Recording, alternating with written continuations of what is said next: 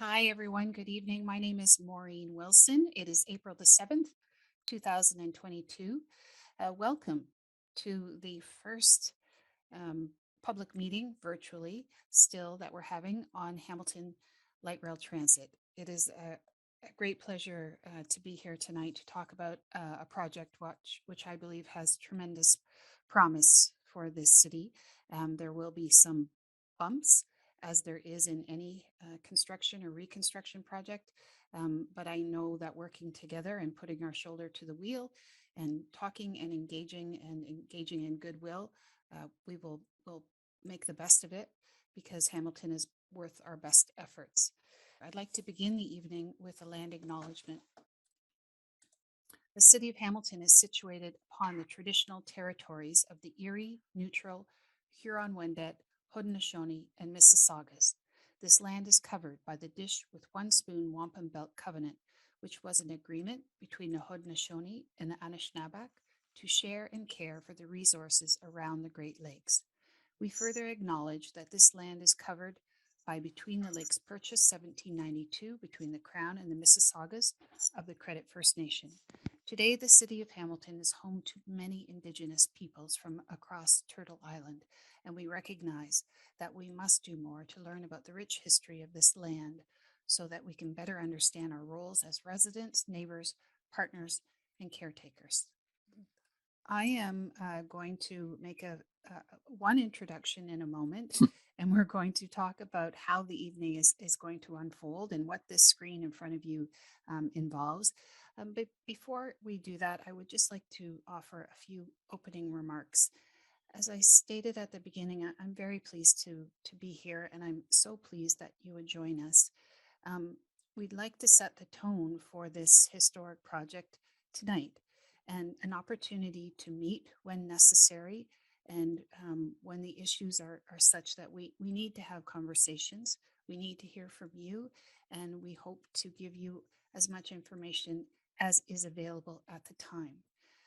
What is this evening about? It is not about a debate on LRT. That debate is over, and we are going to start construction, start building, start planning, start talking. The other thing I would like to note is since 2016, the population in Ward 1 has grown by 6.5%. So we have some new residents here who may not be as familiar with this project as some of the older residents. And it is again an opportunity for everyone to get onto the same page. And finally, I'm hoping that you won't be frustrated by not perhaps learning anything new if you've been following this along, but it is an opportunity for you to start flagging those issues that you would like some attention to be given to and discussions to be had in the future. And I will make note of those. And when the time is right, we'll make sure that those issues, those concerns, those opportunities are front of mind as we move through this project together. It is our great pleasure to introduce Chris Jacobson, who has a lot of history and knowledge of this project, and glad to see him in that role again tonight for Metrolinx, and appreciate him spending some time with us tonight. So thank you, Chris. No, that's wonderful. It's been a long time since anyone said it's been a great honor for me to speak to anybody. So I'll take it. I'll take it where I can get it. So yeah, thank you, Councillor Wilson and Stephanie, for setting this up. This is a great opportunity for us to really reintroduce the LRT project. So I am Chris Jacobson. I'm right now the technical project lead for Metrolinx, leading the Hamilton LRT project. I'm joined tonight by a number of folks. I'm not going to go over everybody who's here, but we have folks from our project team, my delivery team, our communications folks are in the room as well, along with our sponsor group. So a lot of folks taking this in, observing. They'll be here to share answers where I can't necessarily answer questions a little later on when we get to Q&A. We also have a number of city staff in attendance as well who are here to listen and to participate during the Q&A. I will make note of them because I think it's important that you know what city staff are in the room. And I think there's only three, but if there is someone else that I'm not seeing on the list, please let me know. So we do have Abdul Sheikh here, who is the director of LRT for the city of Hamilton. We also have Brian Hollingworth here, director of transportation planning and parking, as well as Jessica Scott, who is the manager of communications for the city's LRT office. So, is there anyone else here from the city that I've missed? I think that's the only three. Is that fair? I think so. Just looking Yep. on my list real quick. Okay, excellent. Thank you. So, as I say, all those folks, along with Metrolinx staff, will be here to answer your question once we get through our little presentation tonight. And of course, a big thank you to everyone else who came out tonight.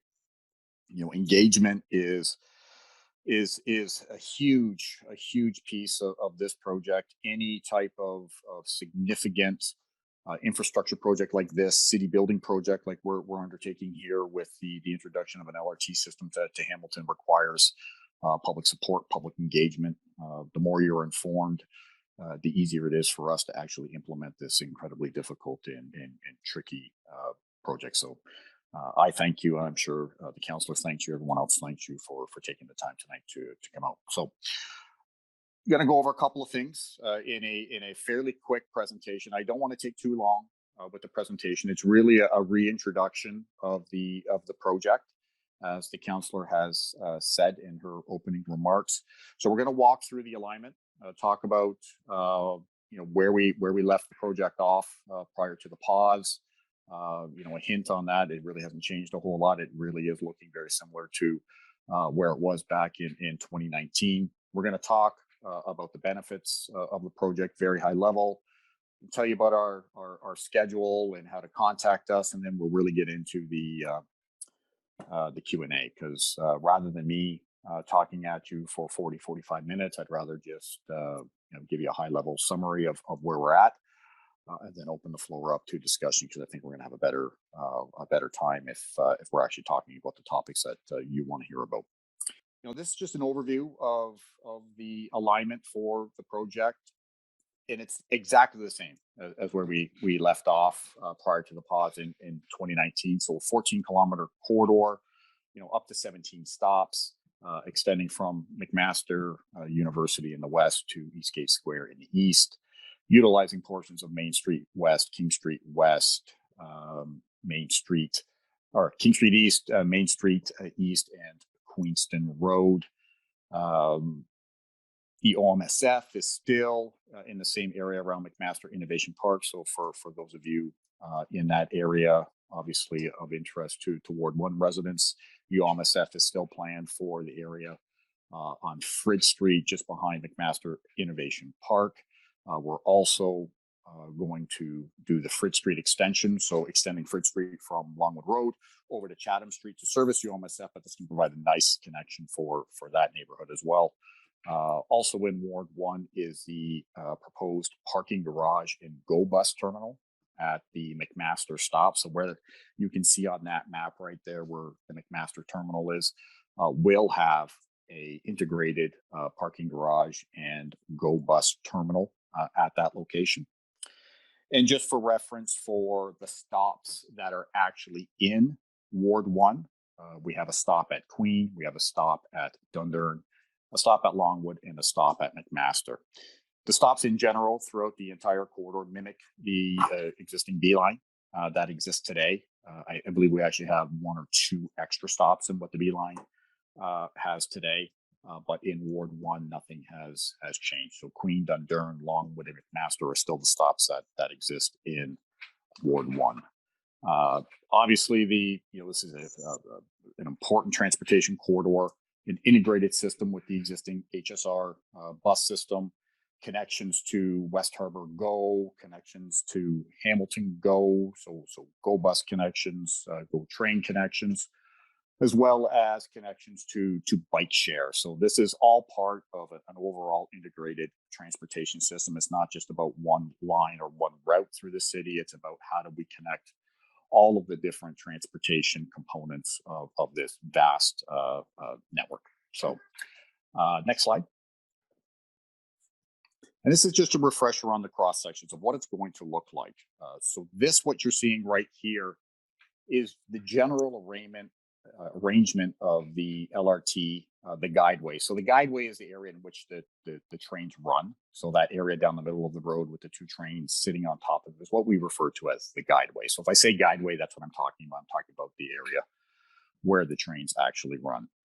So as you can see in this section, we have the guideway down the middle of the road, and then we have multiple lanes of traffic on either side of the road with sidewalks on the far edges. Now, this would be the general arrangement that you would see in the westernmost sections of the corridor. So between Coots Drive all the way down to, say, Macklin Street, even though there's a one-way piece in there. But generally, that would be the arrangement in that section. This will also be similar out by Eastgate. So let's say from Eastgate over to Parkdale Avenue, this will be similar. There may not be 3 lanes in the one direction, but in front of McMaster, between Coots to Longwood, you would have 3 lanes heading in the eastbound direction and 2 lanes heading in the westbound direction. So that's the general arrangement that you're going to see on the extreme ends of the corridor. Next slide.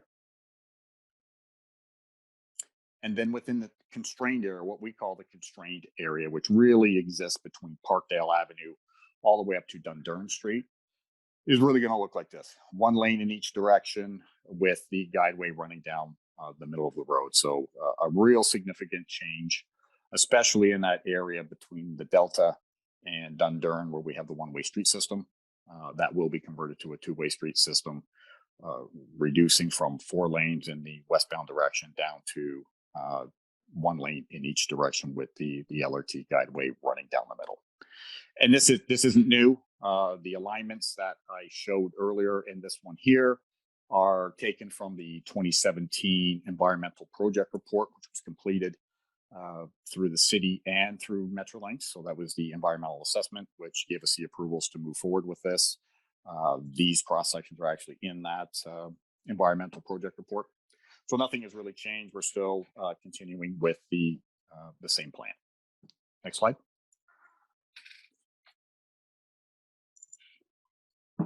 And a couple of key pieces for Ward 1 residents to be aware of. So the graphic on the left is the LRT only bridge. So a lot of times folks will question, well, how do you connect Main Street West to King Street West?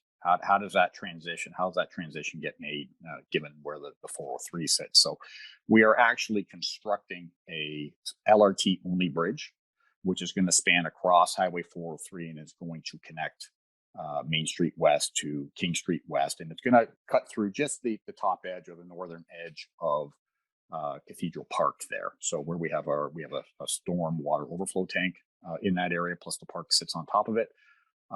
This bridge will cut just to the northerly edge of it. So if you know where Fortino's is, the Fortino Plaza is at Dunder, and this will be just to the west of it, where the LRT in and of itself will veer away from King Street, go across the 403, and then connect back into Main Street and vice versa. It'll be a 2-way LRT only bridge connecting the 2 roads. And then also of interest for Ward 1 residents is going to be the operations, maintenance, and storage facility. So this is going to be the big facility where we're going to store our vehicles, where we're going to maintain all of the LRT vehicles. All the maintenance will take place at this facility. It is going to be located on Fritz Street, so in behind McMaster Innovation Park. Currently today, it's an old rail yard. It's vacant today. Fritz Street in and of itself today kind of dead ends just the eastern edge of McMaster Innovation Park. We're actually going to extend Fritz Street all the way over to Chatham Street to provide access to the OMSF. But beyond that, the Fritz Street extension really does open up that area, provides another valve for people to move, bike lanes, pedestrians with sidewalks, along with vehicular traffic. So a really nice benefit to the residents of Ward 1. Next slide. So, there's a lot of benefits to this project, and the councillor talked about a number of them in her opening remarks, and I think she made note of 6.5% population growth in Ward One alone over the last, say, 5 years or so. That's a pretty good rate of growth. In Hamilton, in and of itself, is projected to grow quite rapidly over the next number of years. You're looking at population growth going to 780,000 by 2041. I think 30 to 40,000 more new jobs coming to Hamilton in the same relative time period. So Hamilton will experience a significant amount of growth, and there's a challenge with that. And one of the challenges is, how do you move people around with that type of growth? And you need a robust transit system. So the LRT is part of that robust transit system. It's not the only part. It's part of the city's bigger blast rapid transit network. So it is only one line of that, but it is a good start. And definitely, we want to see intensification and development take place along this corridor. And it's really about that growth. It's about accommodating that growth. This is truly a city building project. Some of the other benefits that we get out of the project is infrastructure renewal. There's a significant amount of city infrastructure that is going to be replaced as a result of this project. Just given how we need to construct this LRT, and given the narrow confines of the corridor that we're operating in, we are effectively reconstructing this corridor, or the roads where this corridor is running through, from Eastgate all the way over to McMaster. So that's new water mains, that's new sewers, new sidewalks, new roads, upgrades to telecommunications, to gas, power. And then at the end of the day, of course, we get a nice, modern, high capacity, high frequency transit system at the end. So that's a huge benefit to the city of Hamilton, and a huge opportunity to help the city grow to meet their growing demands. And really, at the end of the day, it's about moving more people more often, more efficiently. It's about providing access to jobs, to services, to homes, to education, to all of the different things that the people of this city need. It's about equity, frequent, reliable service for everybody. And it's really about that. So we can look at it as just a transit line, but it really is so much more, and will be so much more for this community. Next slide. So where are we at? So we completed the environmental assessment, talked about that a little earlier, back in between 2015 and 2017. That's when the project was approved by the Ministry of Environment.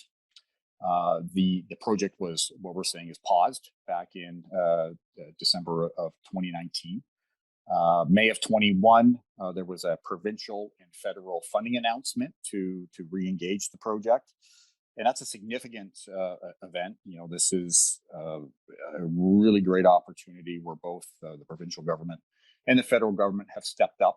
$1.7 billion apiece, $3.4 billion being contributed towards the capital construction costs of this LRT, this project. So that's a really welcomed opportunity for the city. And great to see that the federal government and the provincial government sharing in delivering this project to the city of Hamilton. September of last year, 2021, we entered into Metrolinx, and the city entered into a new memorandum of understanding, which basically sets the framework for how both agencies will deal with one another over the next number of years. So that was a big hurdle that we got through in 2021, and it really is going to set us up for success moving forward. So what are we doing now? We're focusing on getting the corridor ready for future construction. So I'm sure most of you have seen, whether it's in the media or just driving the corridor, a number of demolitions taking place. We purchased a number of properties back in 2017, 18, 19. The demolition of those properties are taking place right now. I believe there's 13 on the go right now. We've already done a number of them, over 20 already, with a few more to go. Property acquisition is also starting again along the corridor. You will also see us doing some exploratory work starting in most likely May, June of this year, where we're going out to do some boreholes, check some of our old monitoring wells, really test soils, sampling soils to get ready for future construction. And then this fall, we're most likely going to be doing some utility relocations as well. So there's a number of areas along the corridor where we can do some advanced utility relocations, taking power lines, taking telecommunication lines off the corridor, relocating them into neighborhoods or into other streets in order to free up space along the corridor for us to come in and do our construction work. So a lot of work going to be taking place over the next 12 months or so. A lot of visible work that you'll see over the next 12 months or so. Now, the number one question that we get all the time when we talk is, well, when is major construction going to start? So, what we're doing right now is we're working through a procurement process. So, when the project was paused back in 2019, we were in the middle of procurement. So we had a number of bid teams who were actively engaged with us bidding the project, and we were close to awarding a contract to a team to actually deliver the Hamilton LRT. When the project was paused, those that procurement process was actually canceled. So those bid teams were released from their obligations. So we effectively have to start the procurement process from scratch now. And when you talk about delivering a project of this scale, just with the various disciplines that are required, it takes time to get teams to form. They have to find appropriate partners. We have to vet them appropriately to ensure that they in fact are qualified to do this work. And then we have to go through a formal bidding process to get pricing in. So that takes a little bit of time. So we are currently undertaking that process right now to find an appropriate team, design builder to come on board and actually deliver this project. So by the time we go through that process to pre-qualify and then go through a proposal phase, plus also finished design work along the corridor, most likely the main construction works will not start until sometime in 2024. So through 2022, the rest of 2022, this year and 2023, you're going to see us doing work on utility relocation. So there is going to be active work along the corridor. But then 2024 is really when we get into the big work, construction work. How long is that going to take to be determined? We still need to have the design builder come on board to tell us what their strategy is going to be in terms of sequencing and phasing. And we'll be working along with our partners at the City of Hamilton to determine what the most appropriate strategy is for delivering the project and what phases, where do we start. That is still to be determined. I can't give you a firm answer on what that's going to look like. I think it's fair to say that one of the areas that we would want to start in when we get to the major construction works is going to be the West End. Given the fact that our OMSF, the maintenance facility, is on Fridge Street, we would like to get that up and running as quickly as possible so that we can start delivering vehicles to that site. We can start testing vehicles. So it's on our critical path. So most likely you would see us starting work in the Westdale area, in and around McMaster, up to Longwood Road, then down Longwood and into the OMSF. So I think that's a pretty good, there's a high probability that a lot of our work in 2024 would be focused around the west end of the city. Next slide. So that's really kind of where we're at. I know there's going to be a number of questions around construction sequencing, schedule, what's it going to look like, how's it going to impact certain areas, and we're happy to take those questions. But if you don't get your question out there today, or you don't want to ask in this forum, what you see here on the screen is how you can reach out to us directly via email, phone, on social, our web. Plus, we also do a number of events.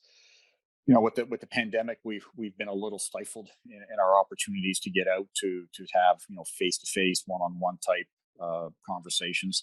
but we will be doing that this year, pop-ups at local festivals. And I'm sure a lot of you remember the Community Connector program, where we twice a year would have our own connectors go around, knock on every door, answer questions, and attend festivals and events, and really just be ambassadors for the project. So we're going to look at firing up the Community Connector program again this year. So look forward to that. And of course, you can always reach out to the council or to the city, and your questions will come back to us. So with that, I'll stop talking. I'm sure that's enough. I'll hand it over to Stephanie, and I'm assuming, Stephanie, you're going to walk us through and moderate the questions for us.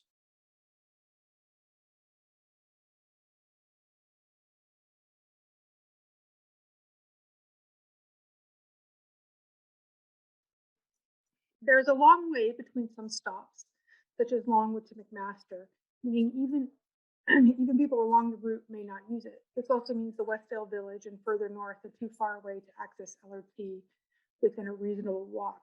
Can there be other stops or mini stops included along the line?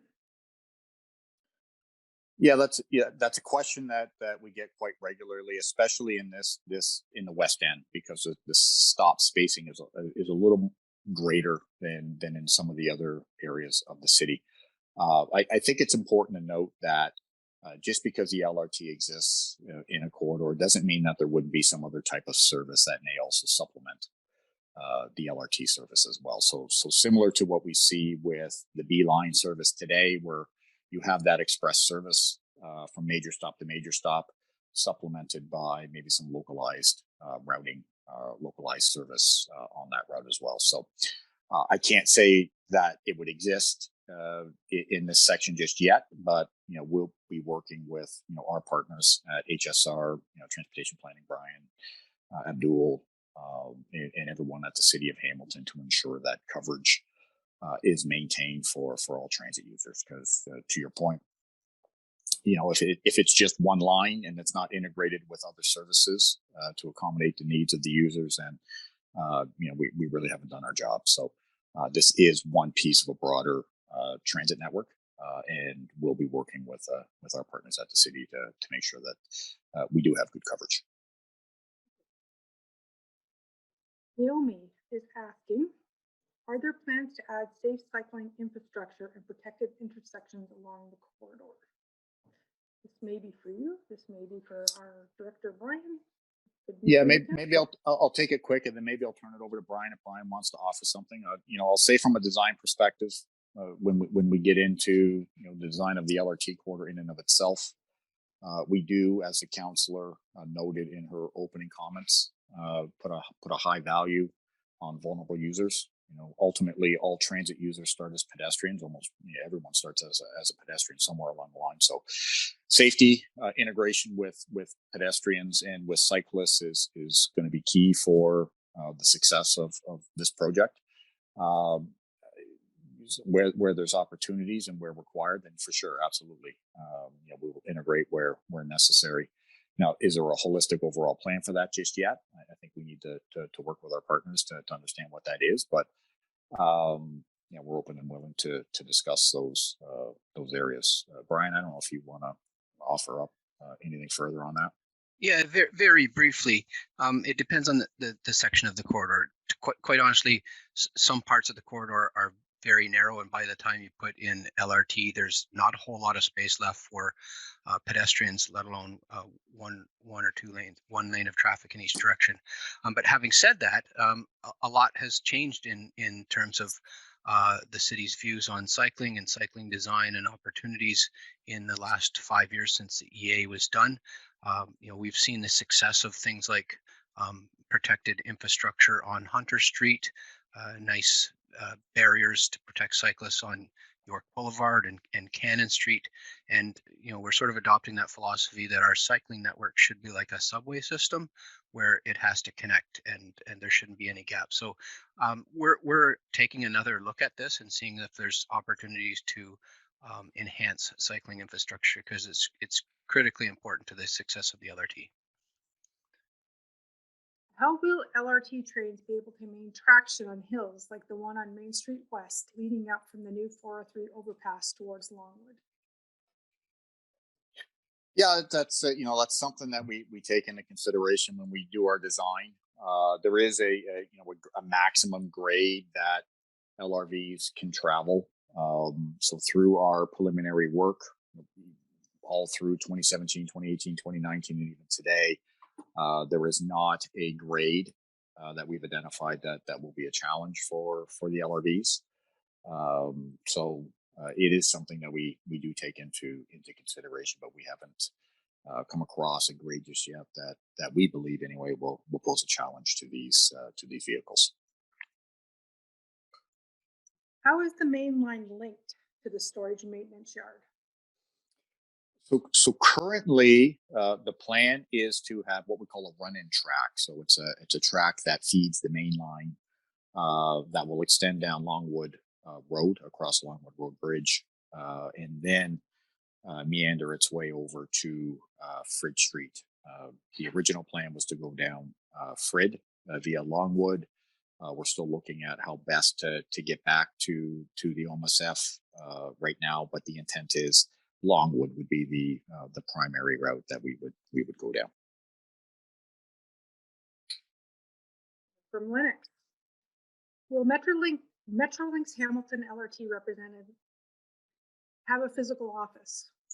He feels that you need to have a presence in Hamilton. So yeah, where do we find it? That's a great question. And it's something that's very top of mind for us right now. Community engagement is always, as I said earlier, it's a huge part of this. So having an office where the public can come and interact with us one-on-one is going to be very important. So we're actually looking at opening up a community office in the downtown. I believe at the old Sheridan. Is it the Sheridan? No, Royal Canal, at the Royal Canal Hotel. So right next to Starbucks, I believe it is. At that location, and I believe we're looking to open it up early summer. So that will be our community office, so folks can come down and chat with us about the project at that location. As well, we're really hoping that we can get out and do some pop-ups at different festivals. We've done that quite regularly in the past, where we go to the different festivals on weekends, or even just different street festivals that occur in the downtown or in other areas all around the city, not just along the corridor, but all over the city. During the week, where we can engage with folks. So we're in this awkward world right now with the pandemic, and things are open, things are not open. Are we back to normal? Not back to normal. But our goal is to really get out there to interact one-on-one with folks at all of these events, similar to what we've done in the past. And maybe I'll look to Kelly or Greg on the call from our comms team.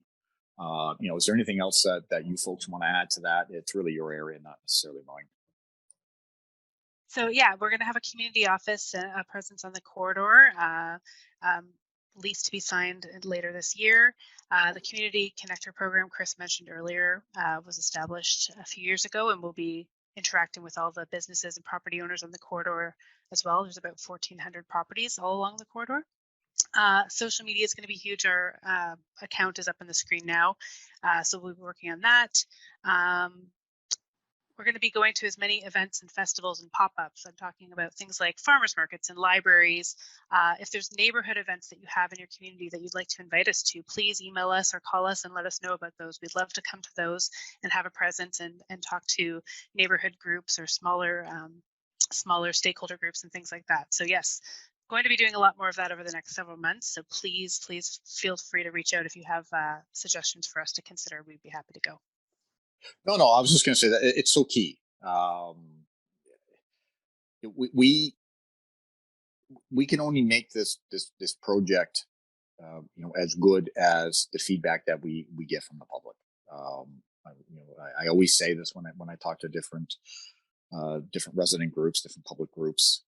I think we as a technical team or as a delivery team would be naive to think that we had all the answers, that we knew everything. We don't. We have a good knowledge of the corridor. We have good knowledge of what it is that we're delivering. But there's always nuance, and you can't think of everything. So never feel that you shouldn't reach out with a suggestion, a comment, anything. All of that information is very valuable to us. So please definitely reach out. Definitely tell us what you're thinking. give us your thoughts, give us your suggestion. It makes the project better at the end of the day. The downtown area between Wellington and John has a limiting distance between buildings. Will some traffic lanes be deleted in this area? Yeah, so that's the International Village area from Wellington to John. So currently today it operates with 2 westbound lanes and 2 parking lanes on either side that come and go with bump outs. So in the future, that is going to be transformed. What it looks like today is not necessarily what it's going to look like in the future. So just given the fact that we have to fit 2 LRV lanes or vehicle lanes, train lanes down that corridor, there's only room for 1 traffic lane. So access to Wellington Street or access to International Village across Wellington Street in a westbound direction will be prohibited in the future. In the single lane that will be adjacent on the south side of the road to our guideway is going to be in the opposite direction or in the east direction. So heading from John down to Spring Street. Now that's the plan as of today. It's not to suggest that we would look at a different arrangement in that zone, but I think the key there is there's really only room for 1 lane, and we really want that lane to be more of a service type lane for the businesses and the residents in that area. We don't necessarily want it to be a through traffic lane at that point, just given how narrow that corridor is. Again, all subject to change, but that is the general thinking today. And when you look at how that space will be laid out, it's the intent is really to have it kind of all at one level, with a different look and feel and texture. So if you think about the Gore area, so that Gore area on the south side of the road between John all the way over to James, that has that more pedestrianized feel to it. The sidewalk kind of blends into where the road is. That would be the look and feel that we're looking to achieve in International Village between Wellington and St. Mary. Will there be a grade separation for road, LRT, and the rail tracks near Gage Street? So right now the intent is that is where what's called the Beltline Spur exists. So there's a small freight rail line that crosses over King Street. That actually starts to the south, actually meanders through that neighborhood, crosses over Main Street near Gage Park, and then crosses over King Street and heads down towards the lake to service the industry down there. So that crossing that exists between the Delta in Gage, poses a challenge for LRVs. It's a rail-to-rail interface. It also presents a challenge from a service perspective in that trains crossing at that location delay the vehicles. So there's a safety issue there, and there's also a potential service disruption area there with trains crossing over.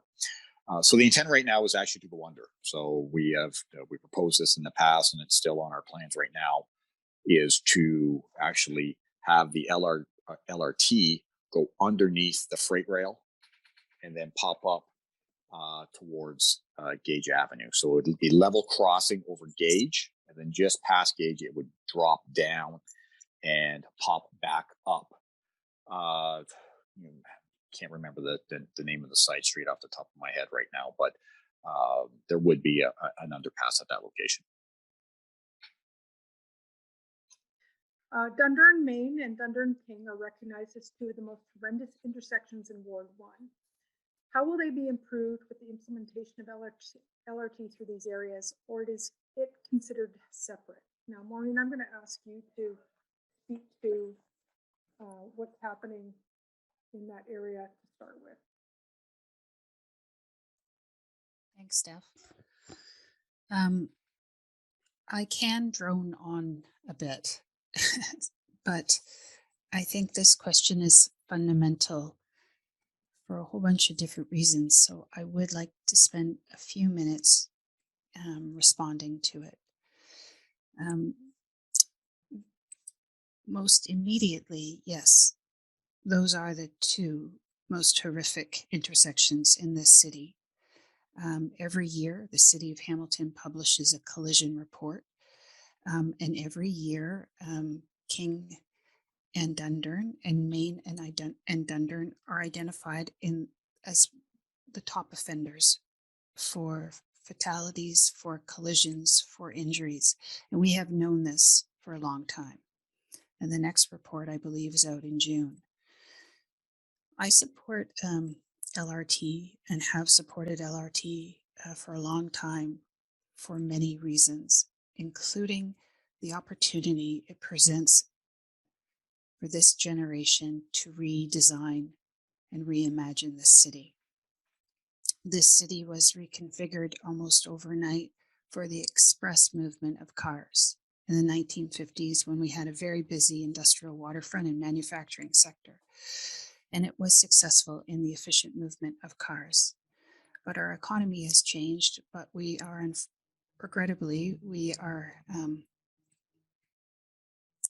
have that infrastructure left over, and it no longer suits our needs. It has not been a source of our competitive advantage for a long, long time. And it has done horrendous harm to our most vulnerable neighborhoods, where you have multiple lanes of highway running through some of our poorer neighborhoods. So to answer the question, those two intersections have been under study with something called video analytics, which has provided the city with an opportunity to examine those intersections for what is traffic doing, but additionally, what's new to that is also the near misses of activity that's going on there.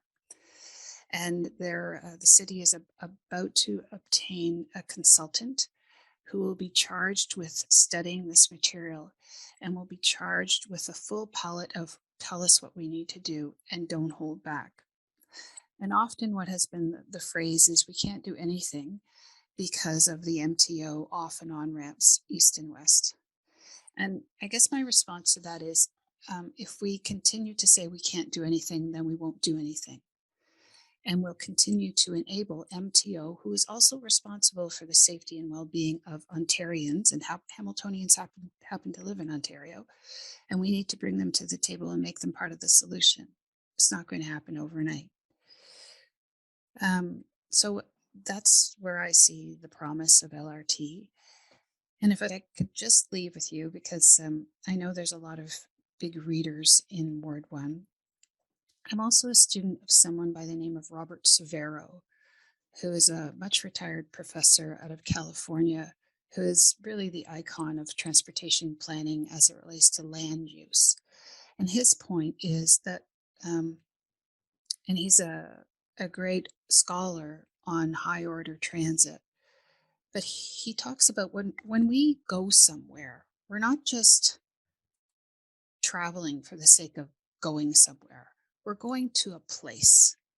And so those places are important. It's where we're going to that also matters.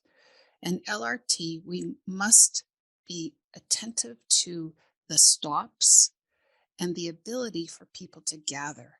I'm not interested in exchanging 5 lanes of highway for just rails.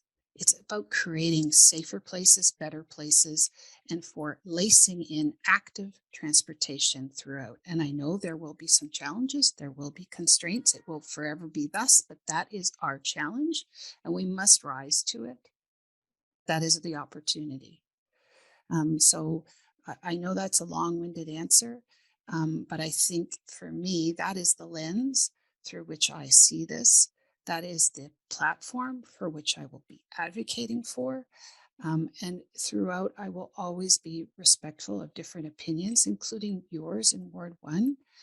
But my priority must be for the health and safety, first and foremost, of the residents of Ward 1. And right now, it's not configured in such a way for anybody's health and safety, as we witnessed just last week with that teenage girl. Thanks, Steph. With the guideway now being in the center, what kind of platforms or stations will be provided at the stops with traffic lanes on both sides? Yeah. So in general, what you're going to see is we're going to have the 2 rails that will go down the center, and then on either side of that, you will have a platform, so a landing area where folks can stand and wait for the LRVs to show up with the traffic lanes on either side.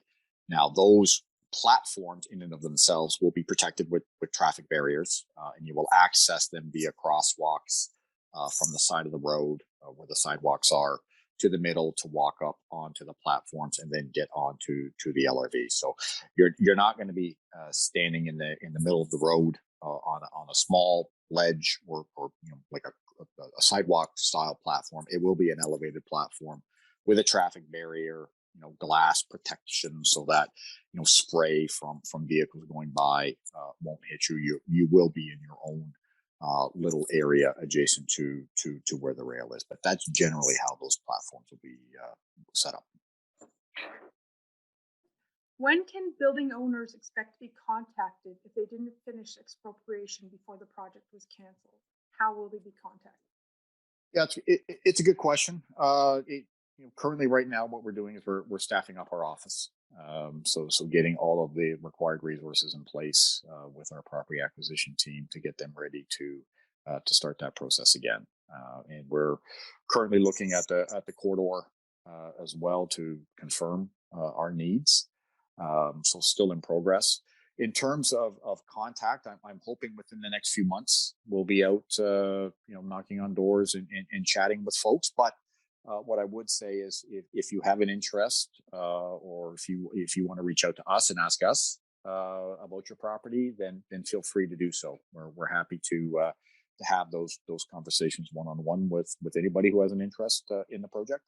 But more of a mass type reach out on our part, most likely, I would say summerish is probably what we're targeting right now. But it's really based upon resourcing and just getting all of our people in place and up to speed on the project. Has property acquisition for the remaining properties required for LRT actively begun, or is it still pending? So are there any additional things?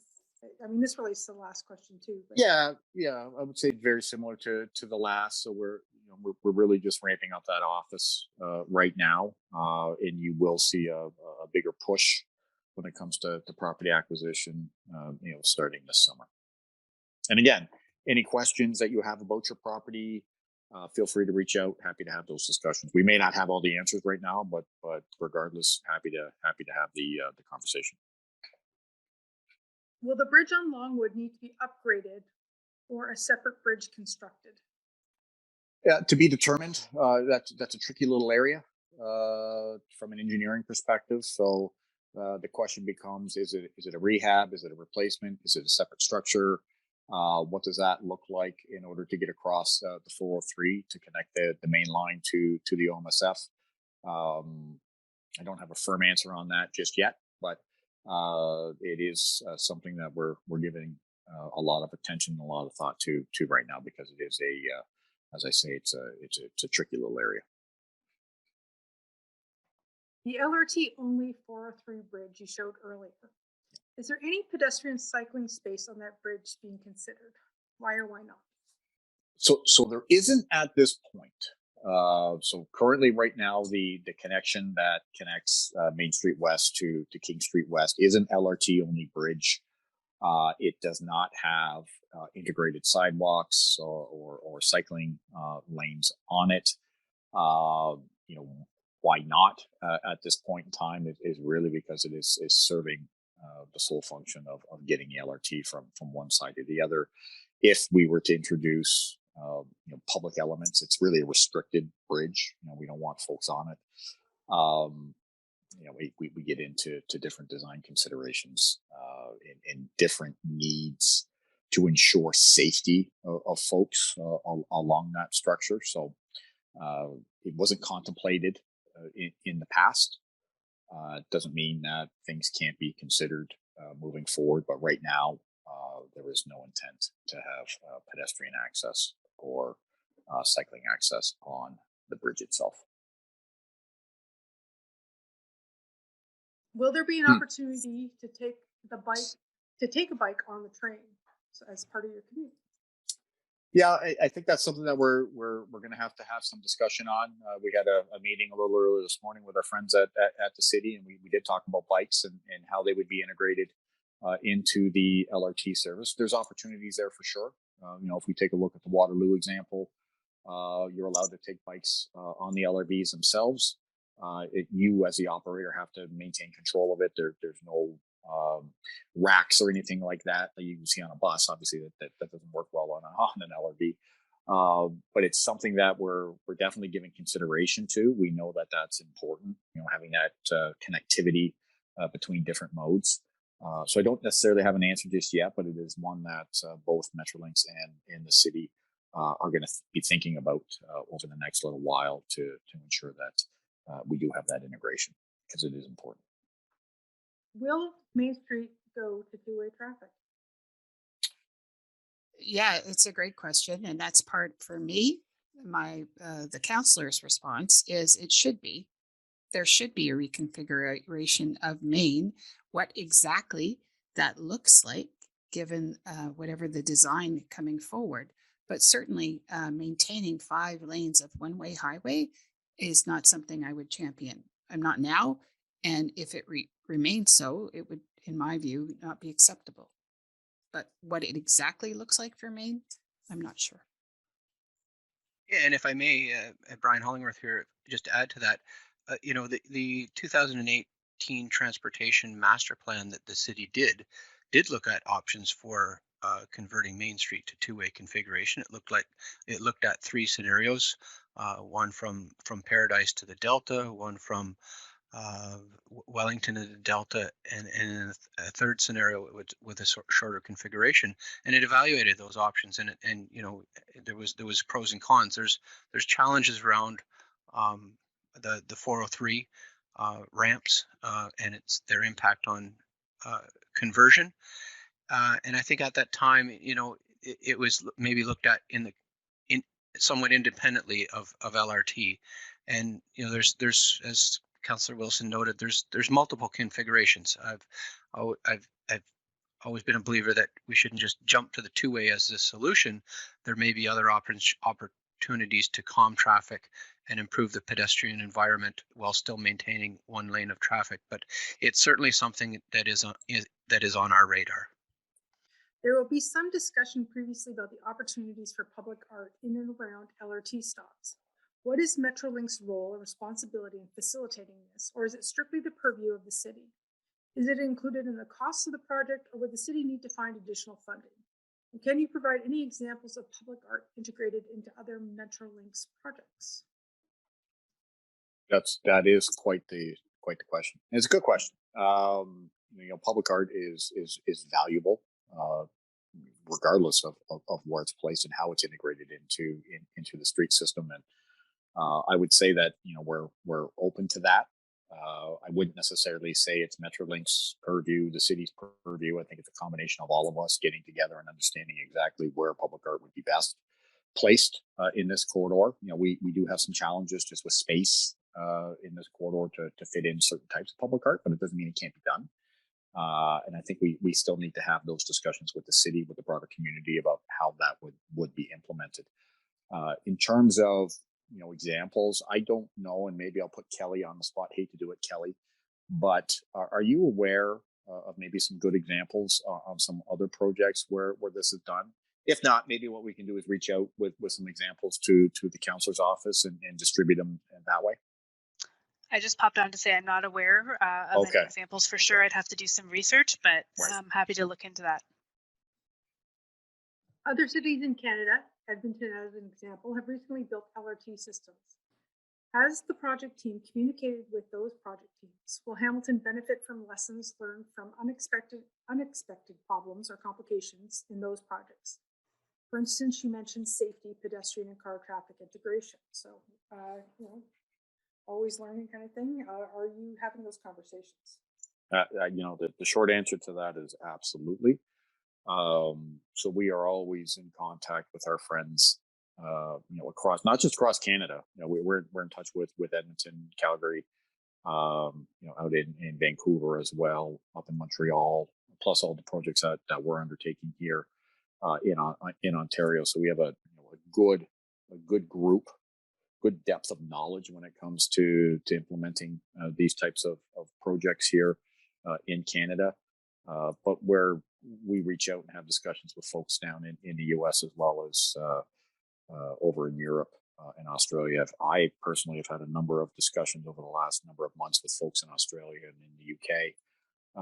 Picking their brain on some of the systems that they have, some of the challenges that they've gone through, and how they've delivered their projects. So, there's a lot of projects happening in the world, but there's not so many that the community is so broad that you can't get in touch with folks. It is really a tight knit group of people who do want to help each other, and we all want to learn from the mistakes that, or the perceived mistakes that maybe have happened on other projects. So.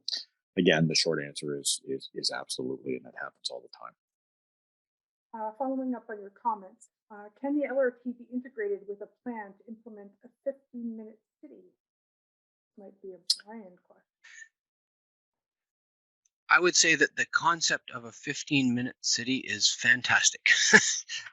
And I think one of the things that LRT does is it increases density, and where you have density, you have things like restaurants and grocery stores and local services and micro modes of mobility, all which contribute to the idea of a 15-minute city. Absolutely. And if you look at, the frequencies and the reliable service that we're providing, I think that all just lends itself to supporting, those types of initiatives.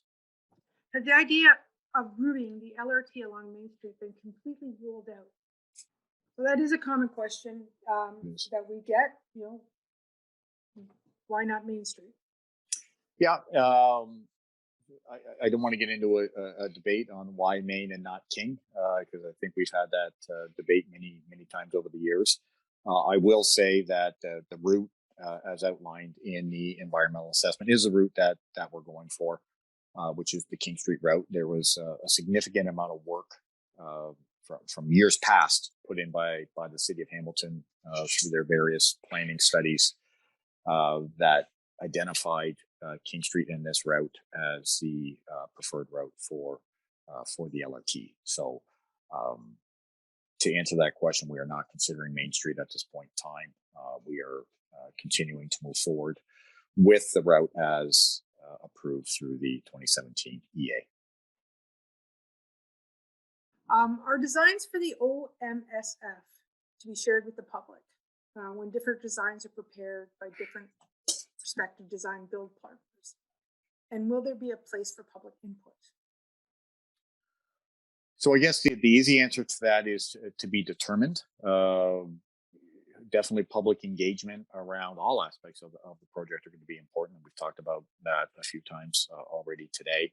The question becomes, what type of input, how does that get factored into design plans? But we definitely will be out showing design plans to the public. It is going to be important that we are, open and transparent with what's happening. Again, not just on the OMSF lands, but across the entire corridor. So definitely will be opportunities to view designs and renderings and plans. There will be engagement on that. The question of input and what can be changed and what can't, still to be determined. But definitely there will be future engagements along those lines.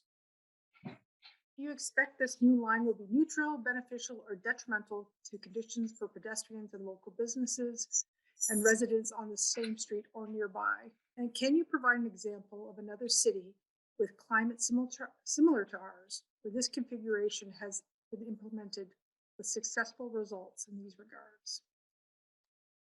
Yeah, it's a great question. And, define success. I think trying to define success is everybody has their own version of what success means. In terms of implementing this type of system in cities which have our climate, we have a number of them. Edmonton, Calgary, Vancouver, maybe not quite the same type of system, and definitely not necessarily the same type of climate. But you look at Toronto, even though they're not all LRTs, there are some LRTs, Queens Quay and some of the other LRTs that exist in Toronto, Eglinton, West, and Finch, about to open up shortly here in Ontario, obviously, in Brampton or in Mississauga. A lot of good examples. Ottawa, of course, Montreal. A lot of good examples of LRT systems that operate quite well in our climate. Climate is really not that big of an issue. And then if you look over in Europe, they're everywhere in Europe, and a lot of really good, successful LRT systems down in the U.S. as well. Minnesota has a really good system. I encourage you to check out the Minnesota system. If you want one that's going to look and feel similar to kind of Hamilton, same type of context in terms of road layouts, I think the Minnesota system is a really nice example. Very successful as well. Huge ridership, huge growth in along those corridors. And these are the types of projects that really do build cities. They really do help.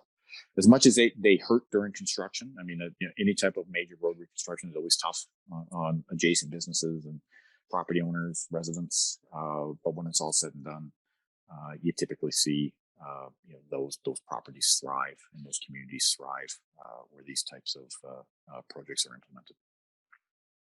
Regarding materials being used in this project, this person is guessing there will be a massive amount of cement, aggregate, etc. involved. Will there be much rigor in the monitoring of materials and the carbon that is embodied, and that of their supply chains? This person is thinking this might be an opportunity for various industries, workers, and skills to be improved and developed in tandem. Yeah, absolutely. Yep. Look, that's huge for us right now. If you look at the body of work that Metrolinx is undertaking across the province, it's huge, and a lot of it relies upon certain supply chains, whether it's for steel, concrete, other types of materials. And those materials definitely have a carbon footprint, and being mindful of that carbon footprint and looking for alternative ways in which to deliver these projects, different types of materials, greener types of materials, is always something that we're looking for. But it's not just something that Metrolinx is doing. It's something I know that the industry in and of itself is doing it. We're seeing all the pressures today when it comes to oil in particular, and oil derivative products. Steel's got pressure on it as well. It's something we're always looking at, whether it's the provincial, the Ministry of Transportation with their projects, us with our projects, the city with your project. There's lots of construction that's taking place all along or all across the province, and those are definitely issues that are top of mind in being looked at and addressed by the market as a whole. Will these meetings be held in each ward, and if so, will they be redundant, or should I attend a future one? So I think that's a good question. Look, I think we're open. Maybe I'd look to Kelly to answer this one, but I think we're definitely open to hosting these. We really look to the ward councillors to kind of reach out to us and tell us that they're interested in these types of events. And again, it doesn't have to be set up by the ward councillor. If there's a group that wants to have a discussion, we're happy to sit down and have those discussions. Will they be the same? Probably. I think you're going to get a lot of the same type of information that we've communicated today. But there may be some specific things in the wards that we can talk about. Every ward's a little unique with their own little challenges. So I'm sure there'd be some nuance there. You took the words out of my mouth. That's what I was going to say, is that, I expect there'll be some unique circumstances depending on the area of the corridor, but certainly willing to meet with any wards and neighborhood groups going forward. So please reach out, as I mentioned earlier. Did you have any closing comments before we hand it back to Maureen? No, look, this was a great opportunity. We really appreciate the councillor, you, Stephanie, as well, reaching out to us, setting this up. I'll echo what I said many times throughout this conversation. We need to hear from you. We need to communicate with you. The more we can have these types of interactions, the better it is for us as a project delivery team, and better it is for the community. So never hesitate to reach out and ask us questions. We're always happy to answer. Take it away. Thank you. Thanks everyone. Just to Christine, who asked the last question. This is in the Ward 1, in Ward 1, since I've had the pleasure and honor of being your representative in Ward 1. This is our 35th public meeting. So we like to gather with friends and neighbors and talk about things that I think are important to you. So even if you're outside the ward, our door is always open. But those were some really fantastic questions, and I appreciated every one of them. And I also equally appreciated the attention that Chris and Kelly gave in answering them. And it was certainly a good opportunity for me to hear what's important to you and what you'll be listening for and looking for and advocating for. And me too. So this will be the first of many. It will be a long series of meetings we'll be having, meaning we'll have many, many more of them and many more opportunities. And I hope you'll be able to join us on the journey ahead. It will be exciting. Um, there will be opportunities. There will be some bumps. But I know we'll, as I mentioned, put our shoulder to the wheel and try and do the very best we can for Hamilton and for all the residents here, and as importantly, for the residents in the future.